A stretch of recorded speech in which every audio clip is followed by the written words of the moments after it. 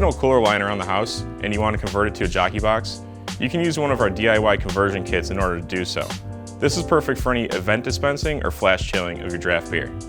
Materials needed: a cooler, stainless steel coil with grommets, ferrules, and hex nuts, a 3-inch cooler coupling with gaskets, a 3-inch stainless steel shank, 1 chrome faucet, faucet handle. Tools needed: a spanner wrench, a hex nut wrench, cordless power drill, a 1-inch hole saw, magic marker, measuring tape. Step 1. Measure the width of your cooler. You want to be sure that your holes are centered and where you want them to be.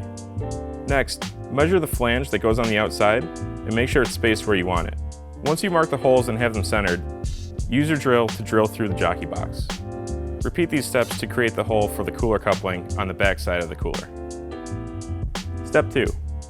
Connect shank and faucet on front of the cooler. Put the shank through the hole and thread the lock nut so the shank is firmly pressed up against the wall of the cooler.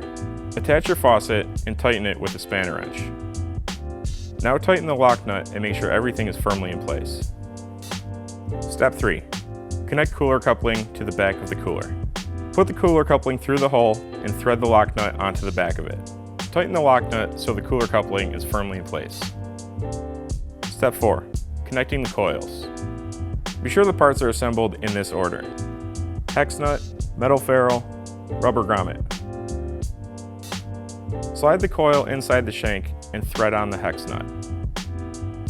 Be sure to tighten and make sure everything is firmly in place.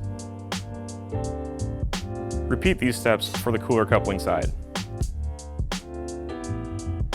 If you want to know more, go to kitewurst.com and subscribe to our email for more knowledge on tap.